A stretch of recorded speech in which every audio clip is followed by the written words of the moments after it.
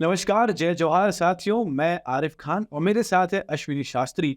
हम दोनों आपका स्वागत करते तिरंगा पॉड में। तिरंगा पॉड एक पॉडकास्ट चैनल जहां पर हमारे बीच रहेंगे हमेशा एक नए गेस्ट। और आज हमारे बीच एक बहुत ही विशेष अतिथि। तिरंगा पॉड ही क्यों? क्योंकि जिस तरह से हमारा तिरंगा हमें स्ट्रेंथ की बात करता है, पीस की बात करता है, ग्रोथ की बात करता है, उसी तरीके से आज जो एक फेक एनवायरनमेंट बना हुआ है वहां पर सच्चाई का दीपक जलाने के लिए इस पॉडकास्ट की शुरुआत की जा रही है। और इस पॉडकास्ट में आपको मिलेंगे इंफॉर्मेटिव चीजें जो हमारे गेस्ट के द्वारा डिलीवर की जाएगी। तो दोस्तों, अगर हमारे चैनल पे नए हैं तो उसको सब्सक्राइब करना ना भूलें। और अगर आपको ये एक बातचीत हमारी जो चिट चैट अगर आपको पसंद आती है, आपको लगता है वैल्यूबल है, तो इस पर जरूर लाइक कीजिएगा, शेयर कीजिएगा और कमेंट करना बिल्कुल मत भूलिएगा। तो आइए हम मिलकर स्वागत करते हैं हमारे गेस्ट रंजन जी का, जो एक प्रखर विचारक है, पॉलिटिकल एनालिस्ट, राइटर है और वाइल्ड लाइफ फोटोग्राफर भी है और न जाने क्या क्या। इनका सफर, इनकी जो यात्रा रही है बहुत रोचक रही है। अगर आप मुझे इजाजत दे तो मैं कहूँ कि एक भक्त से लेकर एक आलोचक तक का सफर, क्यों किस तरीके से आप हमारे ऑडियंस को बताना चाहेंगे कि रंजित जी कैसे अपनी इस यात्रा को डिफाइन करते हैं? First of all, I would like to thank you guys for inviting me here. It's an honor.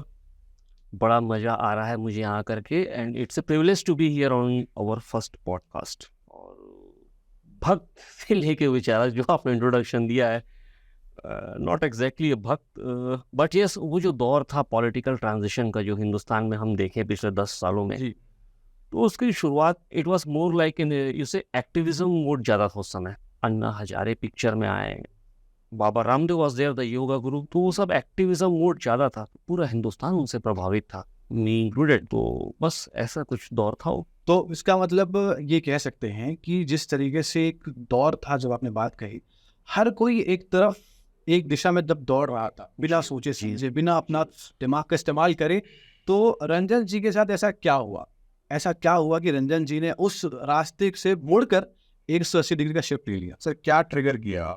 Turning point क्या रहा? टर्निंग पॉइंट ऐसा कुछ नहीं था। अभी तो देखिए, मुझे यकीन हो गया कि 400 रुपये का गैस महंगा है। मुझे यकीन दिला दिया गया कि 65 रुपये का पेट्रोल जो मैं खरीद रहा हूँ वो महंगा है।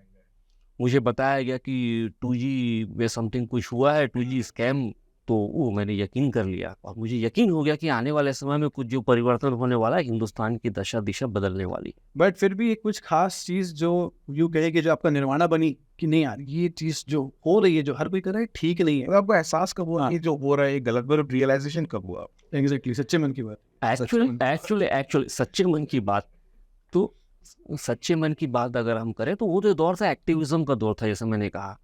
तो पॉलिटिकल से ज़्यादा वो व्यवस्थाओं के विरोध और नई चीज़ कुछ मिलने वाली बात थी। 2014 में गवर्नमेंट बदलने के बाद धीरे धीरे it things started to take संकीर्णता वाला जो टर्न आया, कम्युनल कह लें या जो भी कह लें, तो संकीर्णता उस समय समाज में आनी 2014 के बाद शुरू हुई। उसके पहले हम सब ने जो वोट किया था वो that was for change, economic change, और ये सारी चीज़ें ज़्यादा महत्वपूर्ण थी। गवर्नेंस भी बोल सकते हैं। वो आप देखिए मीडिया ने क्या रोल प्ले किया था उस समय। 24 घंटे आप जब टीवी खोलते आपको अन्ना हजारे की स्पीच, बाबा रामदेव नजर आते थे, और वो राजनाथ जी तख्ती लेकर के गैस डीजल सस्ता करो। तो ये सारी चीज़ें थी and it appealed to be honest, majority of the Indians were affected.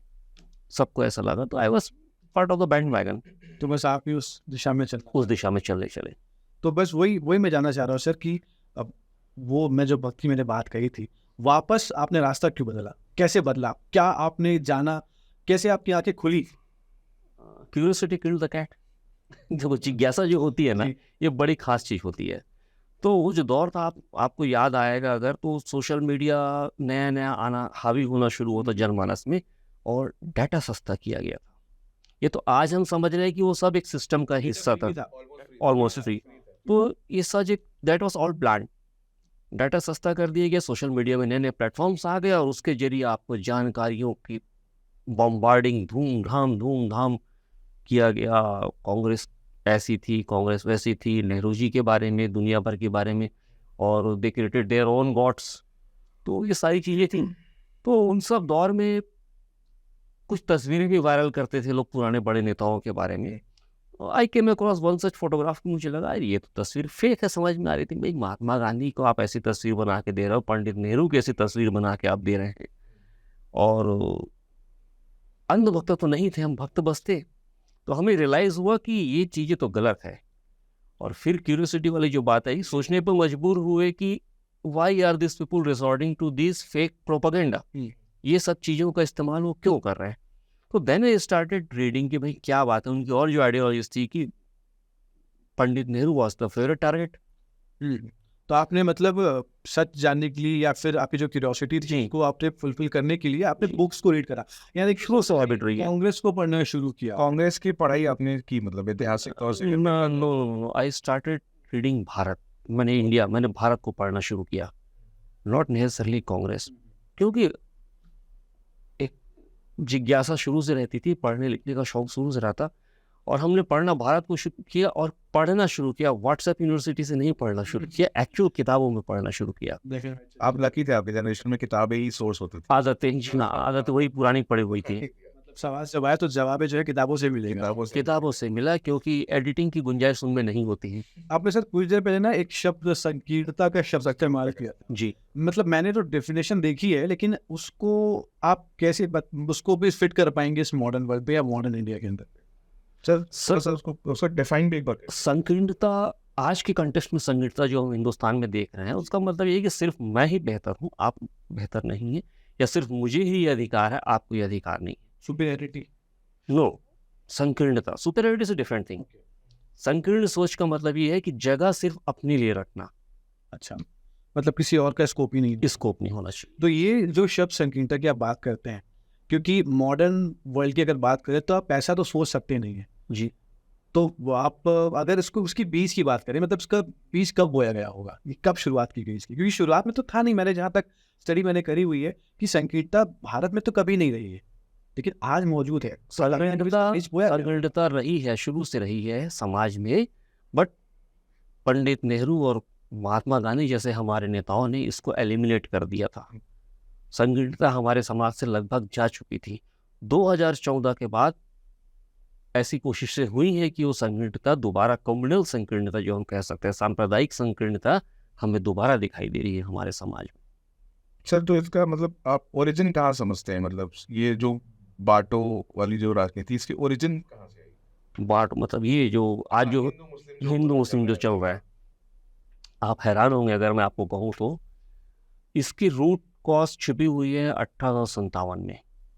जो सिपाही मिसनी जो बोलते हैं, जो गदर बोलते हैं, आज़ादी का पहला संग्राम भी बोला जाता है, सबके अलग अलग विचारधारा है।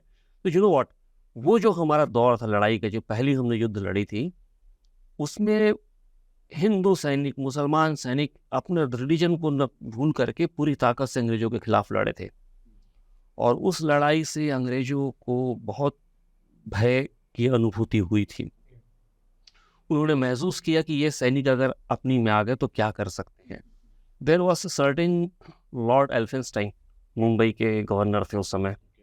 एक हाई लेवल क्लासिफाइड मीटिंग में उन्होंने रोमन एम्परर्स को कोट किया था, डिवाइड एट इम्पेरा। डिवाइडेड एम्पेयर डिवाइड एट इम्पेरा, क्या होता है? Very simple, divide and rule, फूट डालो राज करो। अच्छा, तो उन्होंने समझ लिया था कि इस देश में अगर शासन करना है तो इन दो महान शक्तियों को बांटना होगा। So that was the beginning, वहां से बीज डाला गया। तो इसका रिजल्ट जो इनको बीज डाला गया, इसका रिजल्ट पौधा कब बना? बहुत जल्दी। देखिए, जब आप हिस्ट्री के परिप्रेक्ष्य में सोचते हैं तो 40-50 साल कोई बहुत बड़ा वक्त नहीं होता है। 50 सालों के भीतर हम देखते हैं कि मुस्लिम लीग का गठन हो रहा है, हिंदू महासभा का गठन हो रहा है, और जब राजनीतिक दल सांप्रदायिक नामों से बनते हैं तो आप समझ जाइए मामला गड़बड़ है। ये कौन कौन से दल थे जो उस समय इसको, जो इनके सपना था जो अंग्रेजों का जी। डिवाइड एंड रूल वाला, इसको साकार कैसे करा, कौन कर रहे थे? Well, I have not go to the extent of saying कि अंग्रेजों का सपना साकार कर रहे थे, बट यस, हिंदुस्तान को बांटने में सहायक हुआ करते थे। अगर आप कम्युनल आधार पर राजनीतिक दल बनाएंगे, मुस्लिम लीग सिर्फ मुसलमानों की या हिंदू महासभा सिर्फ हिंदुओं के लिए, that does not justify the cause of freedom struggle. तो बेसिकली ये दोनों जो पार्टियों का जो गठन हुआ था, जी, ये बेसिकली अंग्रेजों की बिडिंग कर रहे थे। नॉट एग्जैक्टली अंग्रेजों की बिडिंग, बट हिंदुस्तान के कॉज को कमजोर कर रहे थे। देखिए, महात्मा गांधी कांग्रेस से सपना देख रही थी कि एक अनडिवाइडेड इंडिया, अनडिवाइडेड का मतलब where the classes are undivided, अंग्रेजों के खिलाफ हम पूरी ताकत से लड़ेंगे, और लड़ते रहे थे। और यहाँ पे कुछ दल ऐसे थे जो अपने एक सेक्युलर सेक्शन की लड़ाई कर रहे थे, तो डेफिनेटली ये कॉज को क्षति पहुंच रही थी, क्षति पहुंच रही थी ह्यूमन कॉज आज़ादी की। ये मुस्लिम लीग भी बोला सर, आपने हिंदू महासभा बोला, तो एक और ऐसा एक संगठन है जिसको हम प्री इंडिपेंडेंस की बात करें या आज की बात भी करें, जी तो वो अक्सर रहता है सुर्खियों में। जी मतलब मैं आरएसएस की बात कर रहा हूँ, तो इसको आपने शामिल नहीं किया, मतलब ये कोई जानबूझ के ऐसा नहीं किया? आरएसएस वाज फॉर्मुलेटेड शायद 1925 वगैरह हाँ, में आई बाद में, और actually they were very successful in camouflaging themselves as a social organisation. ज़्यादा उनका ऐसा कुछ पॉलिटिकल विंग हिंदू महासभा थी, पॉलिटिकल एफिलिएशन हिंदू महासभा का था, तो आरएसएस का ऐसा ओपन आउट ऐसा कुछ उनका रोल था नहीं। वो अपने आप को सोशल ऑर्गेनाइजेशन के रूप में ही प्रेजेंट करते रहे थे और बिहाइंड द सीन्स उनके काम चल रहे थे। तो आप तो इसमें जुड़े हुए थे, आप काफ़ी हद तक इसमें आप इन्फ्लुएंस रहे हैं अपने, जैसे आपने बताया कि आप, तो ऐसी कुछ चीज़ें जो मतलब बताना आप चाहें इसके बारे में? सर मेरा इसमें एक सवाल था, मतलब जब भी आरएसएस की बात आती है, हिंदू महासभा की बात आती है, तो एक नाम बहुत उभर के आता है जो कि है सावरकर। जी हाँ ये लोग हाँ, तो सर आपने जैसे कांग्रेस का इतिहास पढ़ा, आपने नेहरू जी को पढ़ा, आपने गांधी जी को पढ़ा, तो आपने सावरकर जी को भी मैंने सावरकर जी को भी पढ़ा। हाँ, तो सर एक व्यक्तित्व के तौर से अगर उनको आप यहाँ पे डिस्क्राइब करेंगे तो आपके हिसाब से कैसा व्यक्तित्व था? देखिए सावरकर जी को एक स्ट्रेट लाइन में या किसी एक फिलोसफी में एक्सप्लेन करना बहुत कठिन है, क्योंकि बहुत कॉन्ट्रास्टिंग उनका व्यक्तित्व रहा है। जैसे आज जो सावरकर जी परोसे जा रहे हैं राइट विंग के द्वारा, शुरू में सावरकर जी वैसे नहीं हुआ करते थे। उनकी पहली किताब का मैं जिक्र करना चाहूँगा, 1857 का स्वतंत्रता संग्राम जो उन्होंने लिखी थी। उस किताब में उन्होंने बहुत ज़्यादा तारीफ की थी, एक्नॉलेज किया था हिंदू मुस्लिम सभी सैनिकों के योगदान को, सराहा था कि भारत माता के सच्चे सपूत हैं जो हिंदुस्तान की आज़ादी के लिए लड़ रहे हैं करके। ही वॉज वेरी, बहुत ज़्यादा उन्होंने तारीफ की थी। बहादुर शाह जफर को भी एक्नॉलेज किया था उन्होंने और तारीफ की थी।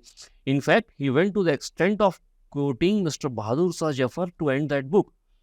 वो एक शेर था उनका, गाजियों में बू रहेगी जब तलक ईमान की, तख्ते लंदन तक चलेगी तेग हिंदुस्तान की।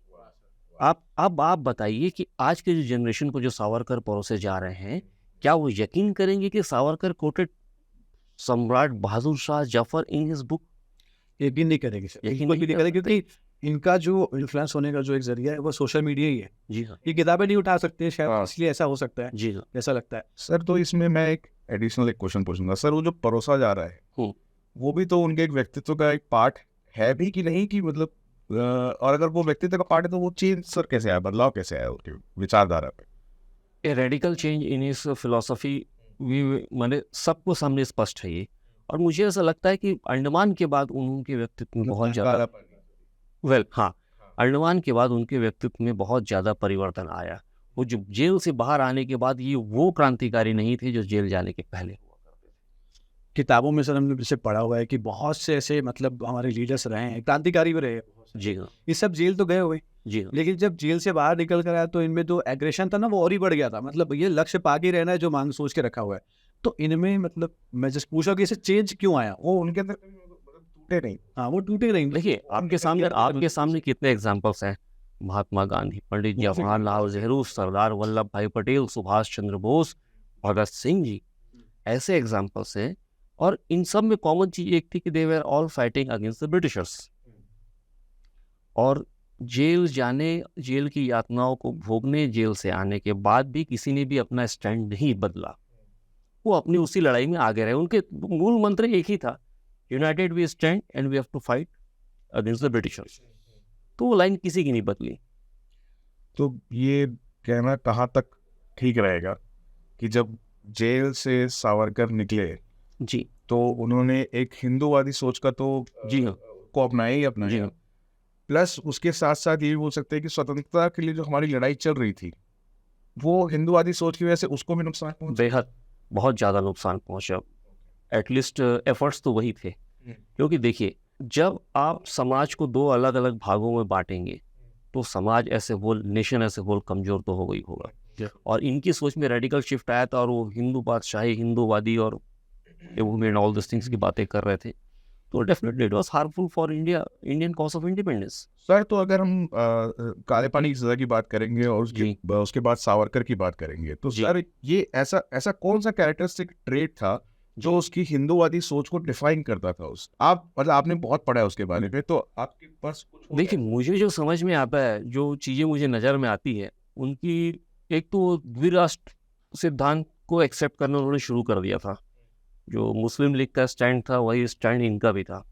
और अपनी राइटिंग्स में ये जो राइट विंगर्स थे, ये लोग एक पुण्य भूमि का कंसेप्ट लेकर के आए थे। अब पुण्य भूमि का कंसेप्ट क्या था कि पितृभूमि बोलना ठीक है। हाँ, पुण्य भूमि, अभी विशल स्ट्रिक्ट पुण्य भूमि। पुण्य भूमि से उनका आशय ये हुआ करता था कि जो हिंदुस्तान, जिस हिंदुस्तान का वर्णन हम करते हैं भौगोलिक हिंदुस्तान का, ये उन्हीं का है जिनके रिलीजियस हेड्स या जिनके धर्मों की उत्पत्ति इस भूमि से हुई है।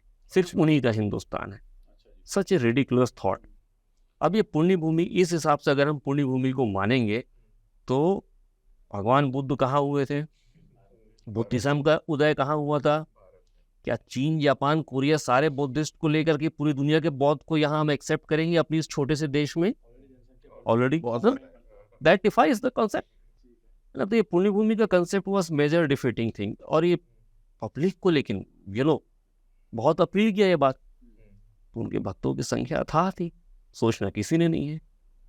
अगर कल के दिन अमेरिका बोल दे कि यहाँ सिर्फ क्रिश्चियन रहेंगे, या दुनिया के और कोई देश बोल दे कि यहाँ सिर्फ हमारे, तो क्या होगा? अगर वापसी आप उस देश के लोगों को ये सिखा रहे हैं जिसके सनातन पद्धति में वसुधैव कुटुम्बकम का श्लोक पढ़ा जाता रहा है।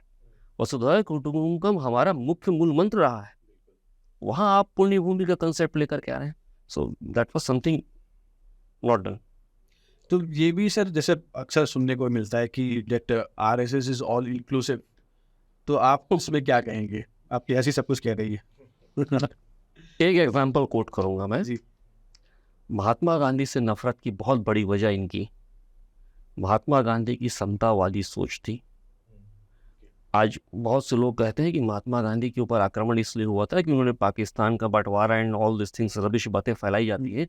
मैं आपको बता दूं कि महात्मा गांधी पे हमले 1930 के दशक से शुरू हो चुके थे, जिस समय 17 साल जी हाँ, ना बंटवारे की बात थी और ना कोई वो 55 करोड़ पाकिस्तान को पे, ये सब बातें थी। तो basically the difference of opinion was Mahatma Gandhi की समतावादी सोच, दलित उत्थान, सर्व समाज का एक रखने का, और इनकी मानसिकता वर्ण भेद वाली जो है, वर्णवादी मानसिकता। रिसेंट में अगर मैं कहूँ तो एक मेघवंशी जी की किताब आप पढ़िएगा, उनके इंटरव्यूज भी हैं यूट्यूब में। ही लेफ्ट आरएसएस। शिकायत ये थी उनकी कि उनके घर का भोजन इन्होंने हाथ नहीं लगाया था। Everything is there. उनकी शायद कोई किताब भी आई है, मेघवंशी जी नाम था उनका शायद। सो ये सारी चीज़ें क्रिस्टल क्लियर है। तो बहुत से इंस्टेंसेस हैं, और सोशल मीडिया पे जाएं, चाहे न्यूज़ पोर्टल्स में जाएं, तो मिलेंगे आपको। आईने की तरह साफ है चीज़ें, बट लोग देखना चाहे तो आंखें बंद है ना, आंखें बंद है लोगों की। एक चीज़ अभी गांधी जी का जिक्र हुआ तो एक मैं चीज़ आपसे पूछता हूँ कि अहिंसा की बात गांधी जी मतलब आए तो अहिंसा तो सिनोनिमस है। जी। अहिंसा के सिद्धांत पे आपका क्या स्टैंड है? अहिंसा के सिद्धांत पे मेरा स्टैंड बहुत मजबूती के साथ, मैं गांधी जी के सिद्धांत का समर्थन करता हूँ। आज जो कुछ लोग उनका माहौल उड़ाते हैं, एक किस्सा आपको बताना चाहूँगा। आज़ाद गदर पार्टी जो उस दौरान पार्टी थी, पृथ्वी सिंह उनके संस्थापक सदस्यों में से एक थे। उन्हें जब खबर मिली कि महात्मा गांधी की हत्या के लिए 2 लोगों को रवाना किया गया है, तो महात्मा गांधी की प्रार्थना सभा में जा पहुंचे। आई टेल यू कि ये उग्रवादी, मतलब ये उग्र विचारों वाला संगठन था। माने भगत सिंह वाले ग्रुप हुआ करता था, जो अहिंसा के सिद्धांत पे यकीन नहीं करते थे, लेकिन महात्मा गांधी के बहुत बड़े मुरीद फिर भी थे। और उन्होंने जाके महात्मा गांधी से कहा कि मेरे होते हुए आपका बाल भी बांका नहीं होने दूंगा। और महात्मा जी ने क्या कहा पलट के, तो तुम ये कैसे सोच लिए कि मुझे अच्छा लगेगा जब तुम्हारा बाल बांका हो जाएगा? तो so what I mean to say is that कि महात्मा गांधी अच्छे से जानते थे कि हिंसा के रास्ता अगर आप अपनाओगे तो हमारे ही लोगों के द्वारा हमारे ही लोग मारे जाएंगे, क्योंकि अंग्रेजों की सेना में तो पूरे हिंदुस्तानी भरे हुए थे। उन्हीं की गोलियां किन पे चलेंगी? हम ही हिंदुस्तानियों पे चलेंगी। That defies the cause. Sir तो एक और टर्म है अभी जी मतलब हाल फिलहाल के बहुत ज़्यादा कॉन्टेक्स्ट में आया है जी रियल वर्ल्ड कॉन्टेक्स्ट में। 2014 की जब डॉक्टर को लेकर अच्छी बात हो रही होगी। तो सर वो आमरण अनशन, महात्मा गांधी का, हाँ महात्मा गांधी का आमरण अनशन, वो जी। बहुत जगह पे अभी हाईजैक भी हुआ है।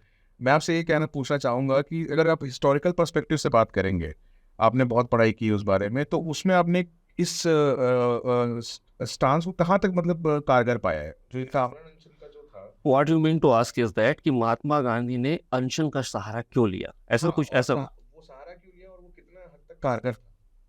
कारगर तो इतना था कि पूरी दुनिया ने देखा है, ठीक है।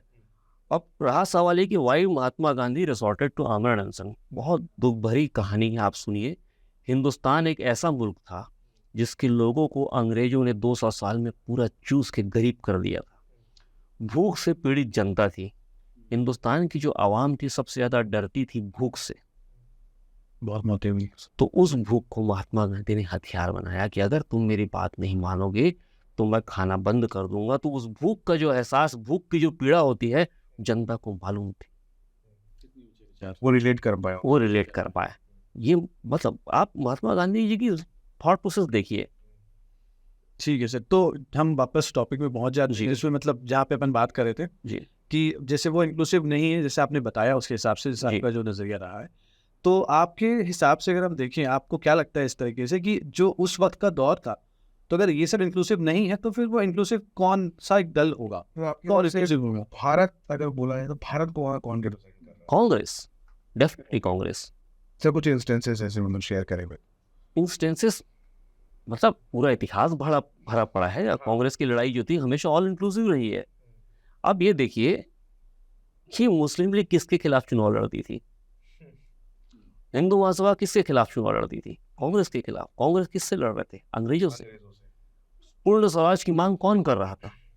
कांग्रेस कर रही थी।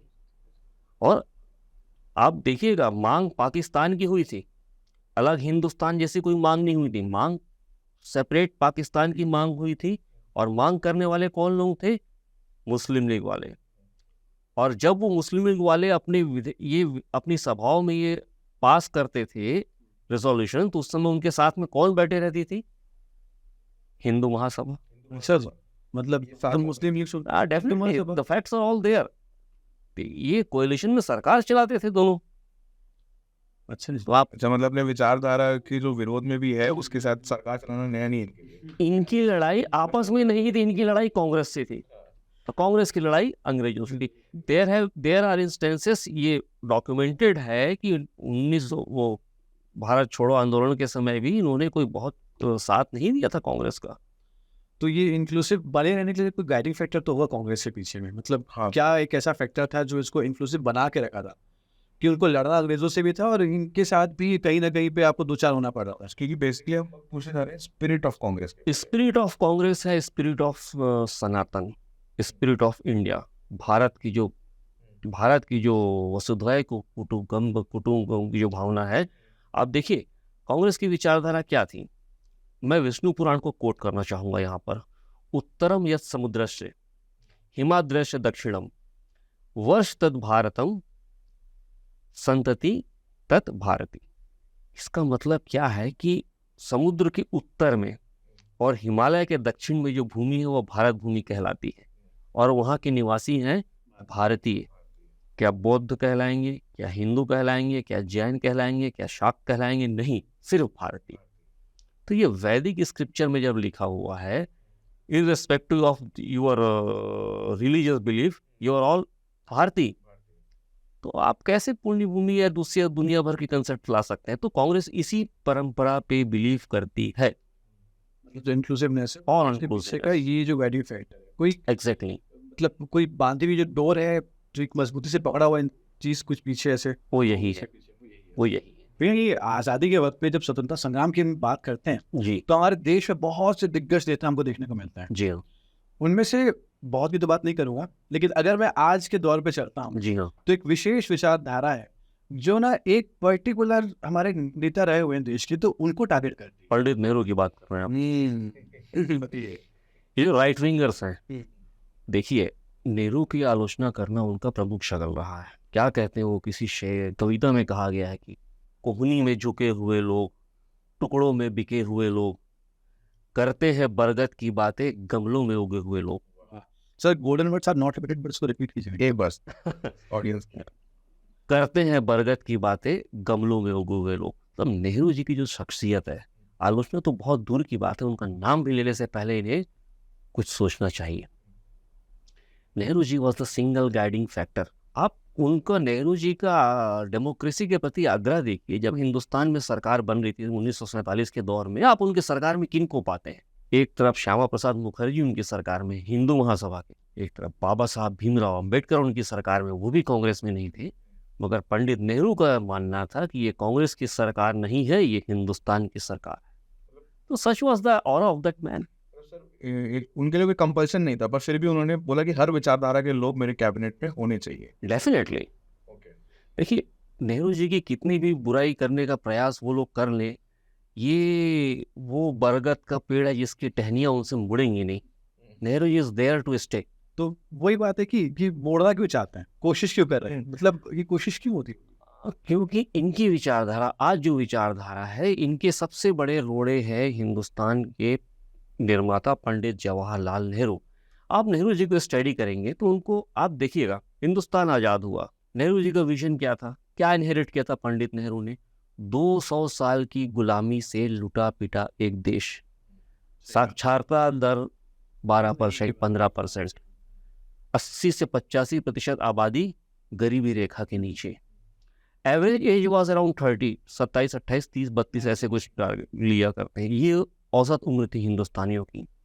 वो देश पंडित नेहरू को मिला और उनका विजन क्या था? इसरो, IIM, IIT, भाखड़ा नंगल, ये उनका विजन था। आज की जो सरकारें बातें करती हैं, आज 70 साल बाद भी क्या IIT का विकल्प कोई हमारे पास है? क्या इसरो का कोई विकल्प, IIM का कोई विकल्प हमारे पास है? AIIMS is still the premier institute. जब तक ये संस्थानें रहेंगी, नेहरू के नाम उनको दिखते रहेंगे। ये आजकल नाम बदलने का दौर चल रहा है। रिसेंटली नेहरू मेमोरियल का नाम बदल के कुछ और कर दिया गया। एंड कितनी ओछी बात है, नेहरू मेमोरियल में सिर्फ नेहरू जी नहीं थे, हिंदुस्तान के सारे नेताओं की उसमें याददाश्त संजोई अब गई थी। की बात कर रहे हैं। नेहरू मेमोरियल या नेहरू मेमोरियल लाइब्रेरी, अब उसका नाम बदल गया। ये तो पॉलिटिकल एंगल की तरफ हमने बात की, लेकिन ऐसा भी तबका जो ये कहता है कि जो नेहरू जी थे उनका जो झुकाव है जी, वो पाश्चात्य सभ्यता की ओर ज्यादा था एज कम्पेयर टू ये भारतीय सभ्यता। मतलब आप इसमें कितना सही मानते हैं? वेस्टर्न कल्चर की तरफ उनका ज्यादा inclination ज्यादा था। Absolutely rubbish. क्योंकि आप देखिए, पंडित नेहरू को आप पढ़िए, let me recall glimpses of world history में नेहरू जी ने अपनी आत्मकथा में कल्हण को कोट किया, राज तरंगिणी जिन्होंने लिखी थी कल्हण ने, जिसमें उन्होंने कहा था एक शासक का प्रथम कर्तव्य होता है जनता को अभय दान देना, अभय देना, निर्भीक बनाना। और जब हम आते हैं डिस्कवरी ऑफ इंडिया में, तो पंडित नेहरू वहाँ नासदी सूक्त का उपयोग करते हैं। यू नो, आज के दौर के जो बड़े बड़े नेता हैं जो धर्म का परचम लहरा के घूम रहे हैं, उनसे कभी पूछे नासदी सूक्त क्या होता है? पंडित नेहरू ने नासदी सूक्त का उपयोग किया है भारत एक खोज में, जिसमें जगत की, पृथ्वी की उत्पत्ति के बारे में सवाल खड़े किए गए हैं। It is a beautiful theory.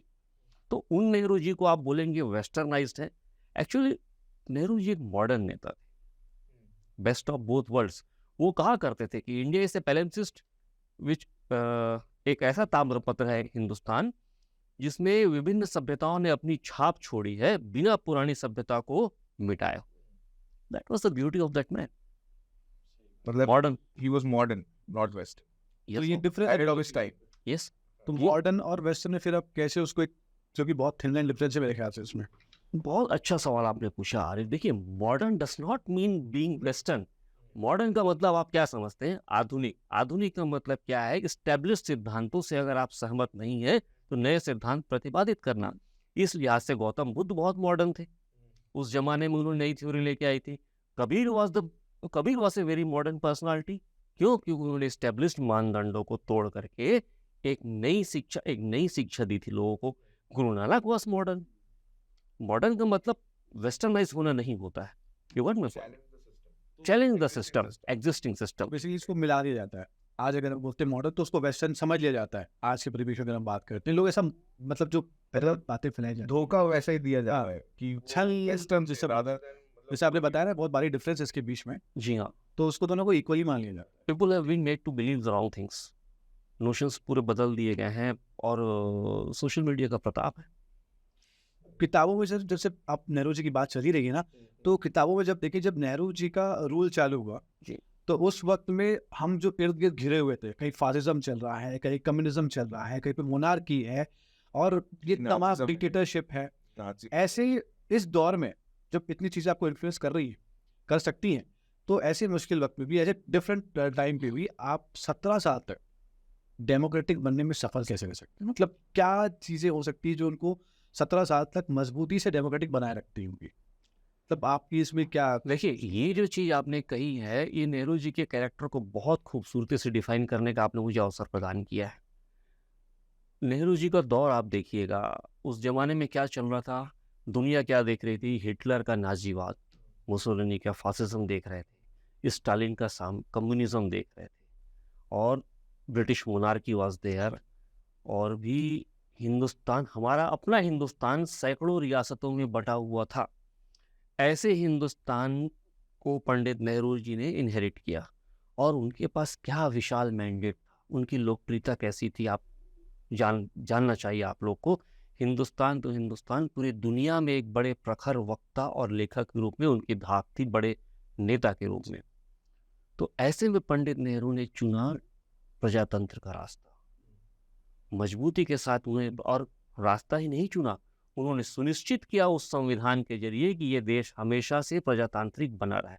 आज जो संविधान पे हमले कर रहे हैं लोग, बार बार ministers are there on record कि संविधान को हम बदलना चाहेंगे करके, तो संविधान पे हमला करने का मतलब क्या होता है? देश में हमला हो गया। प्रजातंत्र का विरोध करना है, संविधान का हमला करना है। उनका विरोध करने का मतलब ये फासिस्ट के आने की दबी छुपी आहट है, ये आप जानिए इस बात को। तो ऐसे थे पंडित नेहरू उस दौर में, उन सब बड़े बड़े ल्यूक्रेटिव ऑफर्स को छोड़ करके उन्होंने प्रजातंत्र को हिंदुस्तान में मजबूती से स्थापित किया। सर एक क्वेश्चन था, आपने इंटरनेशनल पॉलिटिक्स की भी यहाँ पे थोड़ा जिक्र किया था। जी। तो मैं आपसे जानना चाहता हूँ कि इंटरनेशनल स्टेज पे जी, नेहरू जी का, मतलब आपने इतना पढ़ा है तो उसके हिसाब से उनका सबसे बड़े कुछ योगदान क्या थे? देखिए, Pandit Nehru has been truly international in his approach since the very beginning. Sir मैं या श्योर मतलब मुझे लग रहा है जो मतलब आज जी। भूल जाता हूँ, मेरी जी। शॉर्ट टर्म मेमोरी है कि ना, जैसे एक ट्रेंडिंग टॉपिक रहता था ना, विश्व गुरु ना, मतलब इम्पोर्टेंट रहता है एकदम ज्यादा था। तो अभी विश्व गुरु वाली बात पे नेहरू जी को आप कहाँ पे स्टैंड करना चाहेंगे कि मतलब इस लिहाज से अगर देखा जाए? Talking about Vishwaguru, Pandit Jawaharlal Nehru has been the only Vishwaguru India has seen after independence. आप पंडित नेहरू की बात करते हैं तो आप विश्वगुरु की बात जब हम करेंगे तो आप इमेजिन कीजिए, जिस देश ने अभी भी आज़ादी पाई है उसके प्रधानमंत्री को बुलाया जाता है कोरिया और वो इंडो चाइना क्षेत्र में युद्ध समाप्ति के लिए बनाया गया कमीशन का अध्यक्ष बना करके। ग्रेट, उनकी आप कद की कल्पना कीजिए। जो देश अभी 2 साल 3 साल हुआ है आज़ाद हुए, वो युद्ध रोकने की कमीशन के अध्यक्ष बनाए जाते हैं। हो ची मिन्ह वियतनाम की लड़ाई में हो ची मिन्ह इनके साथ बचने के लिए हिंदुस्तान अपने साथ ये लेके आते हैं उनको। And how can we forget non alignment movement? वो जो दौर था, दुनिया के सबसे ज़्यादा देश नॉन अलाइनमेंट मूवमेंट NAM नाम के झंडे के तले इनके साथ थे। किसी मतलब आजकल के जो नए नए ऑथर निकले हैं, उनके किसी ने कहा था कि India should have gone with the USA। Chetan Bhagat. सब तो उस समय हमारे पास 2 ऑप्शन थे, 2 अलग अलग पावरफुल नेशन थे, पावरफुल अलग अलग थॉट्स थे, तो फिर भी हमने दोनों को नहीं चुना। मतलब सेफ साइड अगर जा सकते तो कहीं भी किसी को चूज कर सकते थे, बट फिर भी हमने उसको नहीं देखिए, चुना।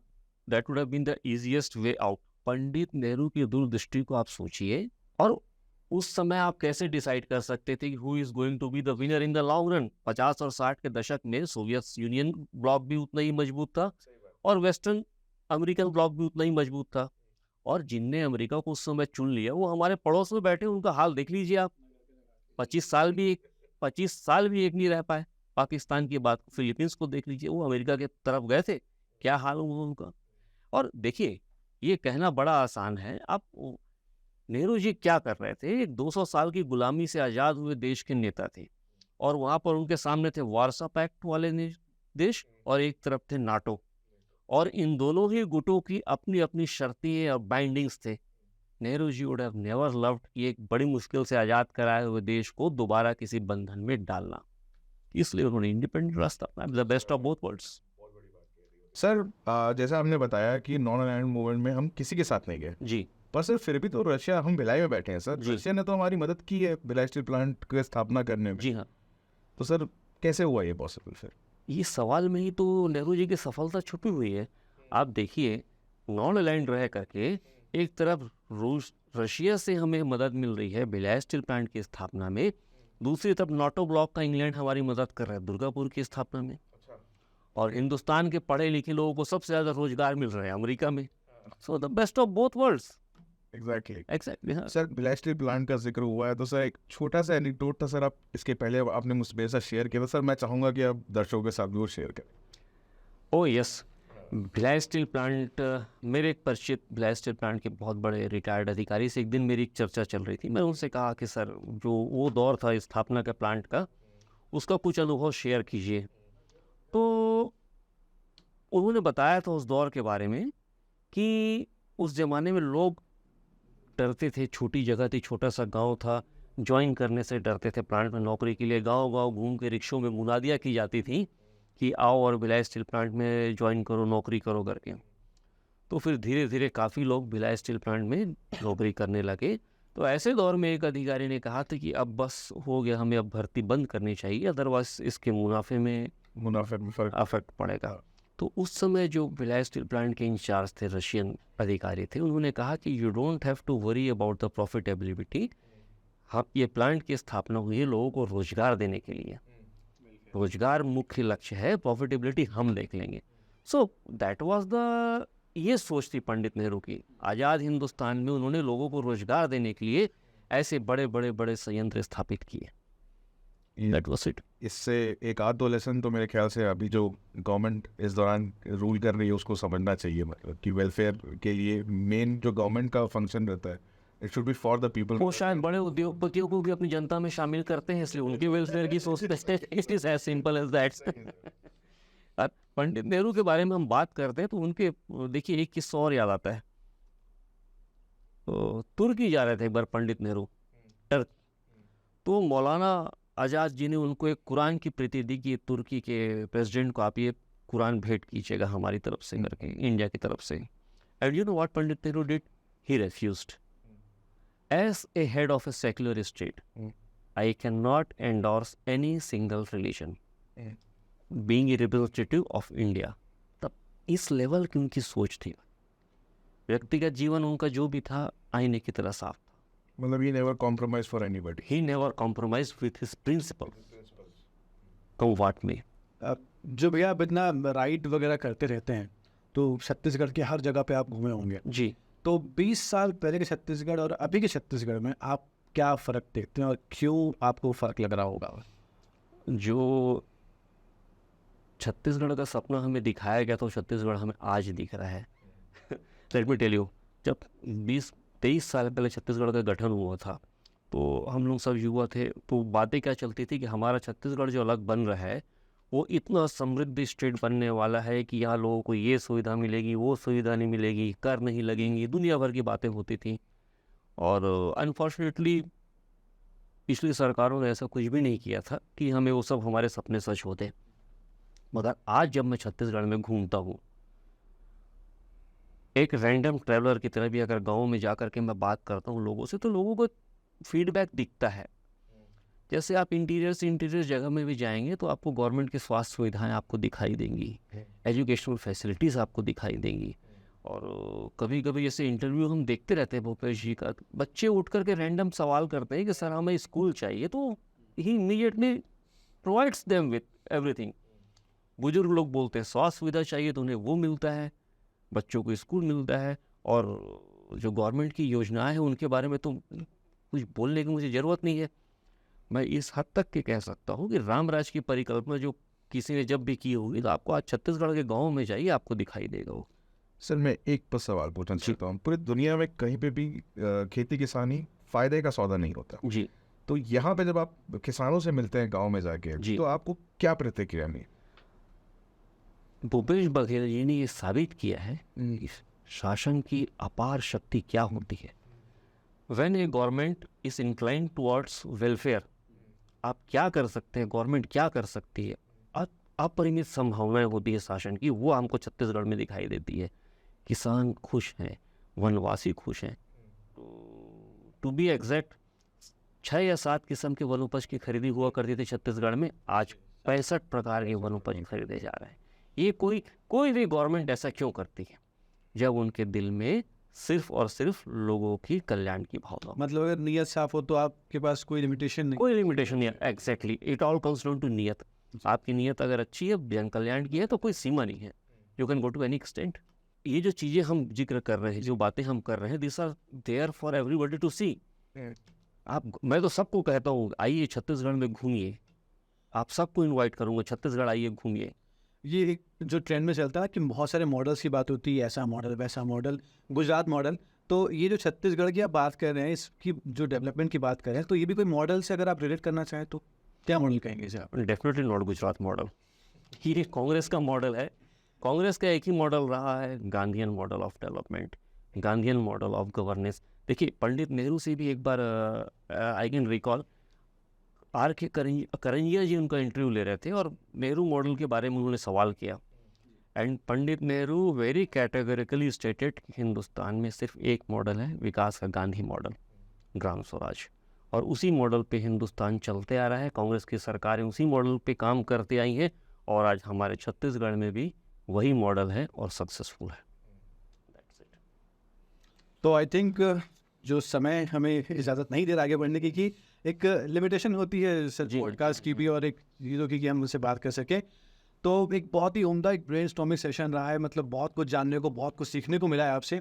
उम्मीद करेंगे कि आगे भी आपसे फिर मुलाकात हो और हमारे गेस्ट बनकर आ पाएँ और एक लंबा समय हम definitely I would love to बिता पाएँ और हमारे ऑडियंस आपसे बहुत कुछ जाने। सर एक रिक्वेस्ट था जी। हमारी ऑडियंस पे, जैसे आपने बहुत पढ़ाई की है अपने जी। सब्जेक्ट्स में, जी।